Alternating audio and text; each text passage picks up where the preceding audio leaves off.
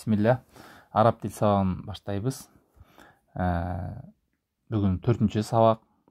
Өткөнкү сабактарыбызда биз кайсы тамгаларды алдык элек, Абдулла? Алифти алганбыз, э? Алиф, Б, андан кийин ба, Т, та. Т, Мариям кайсы тамга алдык элек, андан кийин? Ро, э? Рону алганбыз. Андан кийин Абдрахман синди алганбыз. Син, Андан кийин лям тамгасы. Лям.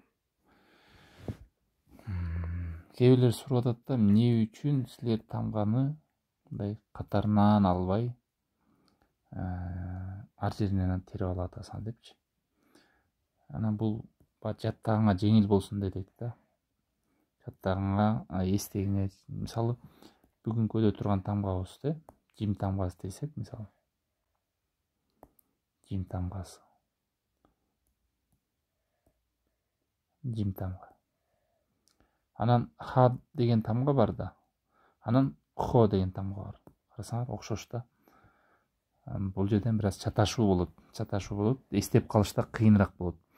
Ошон үчүн биз мындай бердем эки тамганы албай туруп, бүгүн жимге, ушул эле жимден буларда мисалдарды бга, тага, сага, ро, син, лямга жим тамга өтүп аткан тамга менен мисалдасак, эсте жакшы калат да. Анда силерден сурайм ошо мисалдарды. Силер айтып тургула жимге. Жимдин эми башкы жазылышы кандай деген суроо. Башкы жазылышы жимдин өз жим мындай тамгада. Ошонун башында мындай болот да, мындай. Ошондо бул жагы жок. Могу жери жок болот. Жок. Тек гана башы ушундай жим.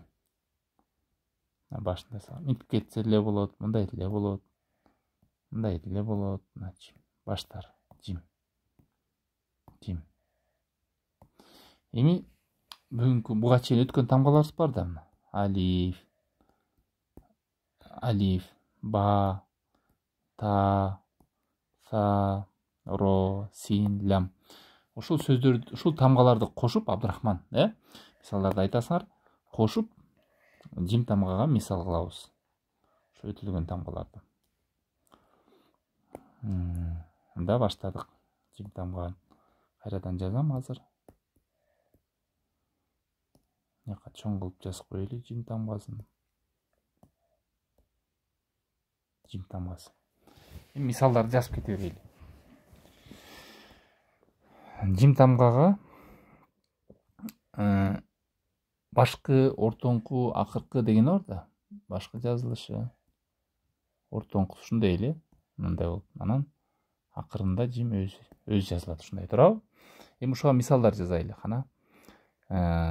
Жимдин баш тамгасы менен бирок ортодо алиф болгон. Ким мисал айтат? Мариям. Жаба, только өткөн тамгалар менен. Кана. Жим мына башкысы. Анан алиф, мына алифти өткөнбүз, мындай кылып кошулат, мына жаба. Туурабы? Жаба. Мына жимдин башкысы анан ба. Жаба. Дагы мисал керек. Абдрахман дагы. Абдулла кандай мисал бар? Жата. Быга мисалдык эми. Жата. Жаңы т эле, азыр. Жаңы б эле, азыр та болду, Жата.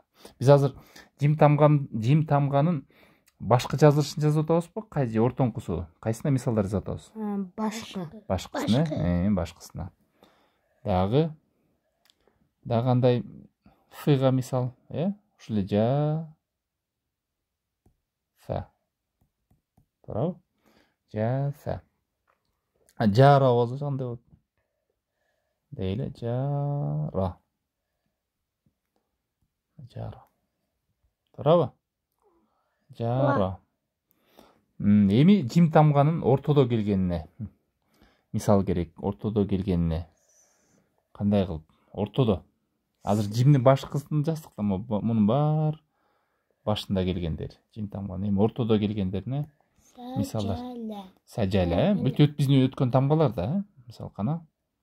Сы тамгасы бул син. Жимдин ортодо келип атат. Бул лам. Лам тамгасы. Са, жа, ла. Мумтаз, Мариям. Андан кийин дагы мисал керек. Жим тамганын ортодо келгенде. Ро, жа, ла. Мисалы ро, жа, ла. Ро, жа, ла. Ро, жа, ла. Дагы мисал керек. Жим тамганын ортодо келгенине. Аджаба. Мумтаз, Абдурахман. Алиф. Аджаба. Кейбір адамдар жаш балдарга сабак берип атасыңбы деп атат. Мен жаш балдарга сабак берген жокмун. Беде Абдулла, Абдурахман, Мариям өзүнүн балдары менен эле машыгып силерге булар билет, башкаларга да жеңил болсун деп катышып атасыңар. Сажала, ар-раджала, сажала, раджала, анан ажаба. Дагы бир мисал келик, жим тамганын ортодо келгенине. Кана Мариям, тажара, тажаро,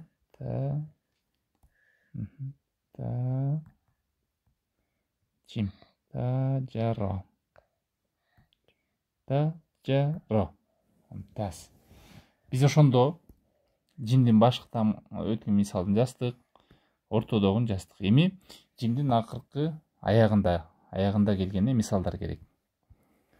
Мека дагы бир жазып коелу. Неме кылып жим тамгасын.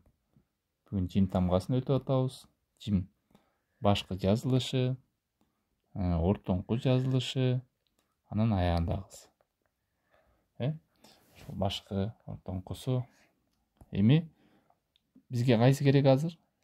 Акыркы мисалдар керек. Бирок тек гана өткөн тамгалар менен. Биз 5 деле тамга өткөнбүз. Алиф, ба, та, са, анан ро, син, лам тамгалары. Ушуларга мисал. Жимдин акыркы келгенине. Мариям. Салажа. Кана жазабыз. Са, лим, салажа. Салажа.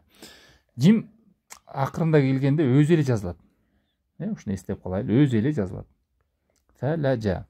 Дайым өзү, эч көп биз жазган, жаттап аткан тамгалардын бардыгы акырында жазыла турган тамгалар.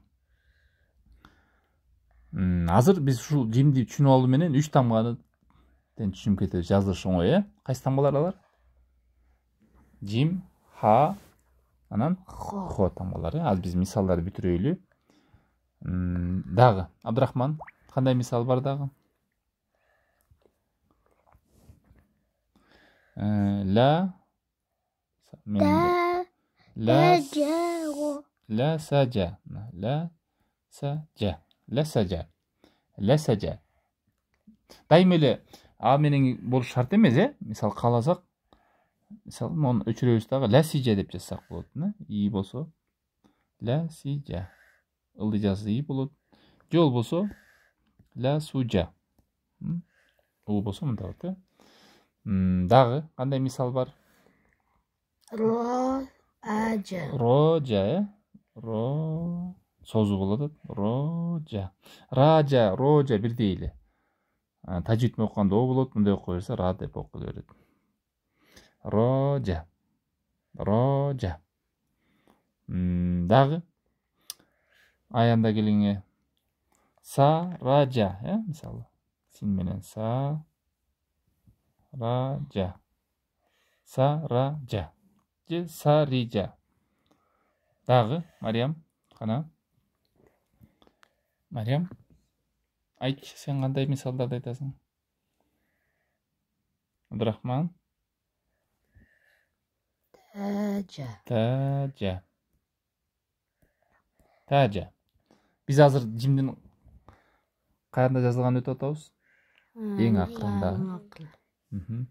Тажа.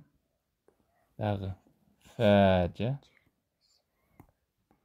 Сәлиже. Сәлиже. Сәлиже. Сәлиже. Эми мындай да, мисалы, биз өтпөдүкпү? Ушул жим тамга мисалына. Бул жим, бул ушундай эле, точкасы жок болсо ха болот. Могу ха. Точкасы үстүндө болсо хо болот. Жим кайталалар. Жим. Ха. Ха. Тамак кырылбай айтылат, ха деп. Анан бул хо. Хо. Бул жерде бир аз мындай точка болуп жазыш керек, мындай. Хо. Хо. Эми суроо эме да, туугандар. Абдулла, Мариям, Абдурахман. Ушул эле мисалдар аз биз жаздык да. Бар мисалдар жаздык. Мына жимдин башталгы, ортоңкусу депчи. Ушулардын бардыгы неме да? Үчөө окшош. Ханыкы да, хонукы дагы жазылыштары окшош. Аз мисалына точкаларын өчүрүп койсок, кана. Мисалы эмне болуп калат? Точкасын өчүрүп, монун бар точкасын өчүрүп чыксак, эмне болот? Мисалы, мону аз мен точкасын өчүрүп баштайм, Абдулла сен бирден окуп баштайсың, окучу? Хаба. Болчу. Хата. Эгер точкасы өчпөсө кандай болмок? Кантип окулмак бул? Жата. Жаса. Точкасы өстү? Хата. Себеби кайсы тамга болуп калат точка өчкөндөн? Ха. Ха болуп калат. Мына мынды өчүрдүм. Ой, толук өчүп кетти го. Толук өчпөш керек да. Мына. Харо. Точка болсочу?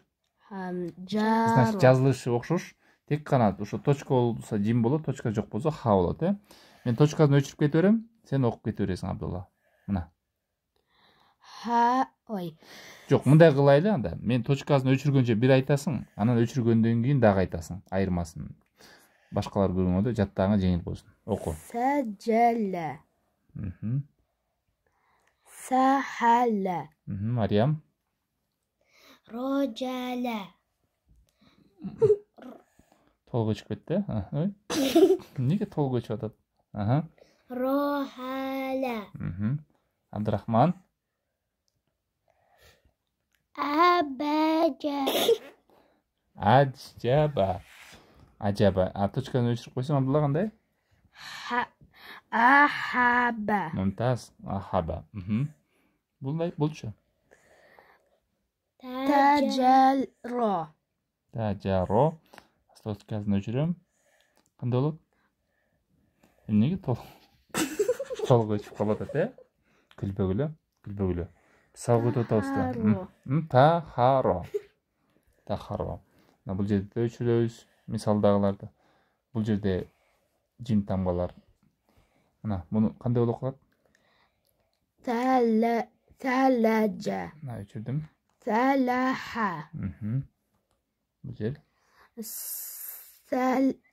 Ласажа. Ката. Ласижу деп турат. Ласижу. Мындай ласижу. Мен ошондо өчүрөм азыр, эмне болуп калат? Ласиху. Муну оку. Рожа. Рожа. Точкасын өчүрсөм, эмне болот? Роха. Болчу. Сарожа. Өчүрсөм, точканы өчүрсөм эмне болот? Сароха. Болчу. Тажа. Өчүрдүм. Таха. Болчу. Тажа. Точка өчсө? Таха. Болчу. Салижа. Точка өчсө?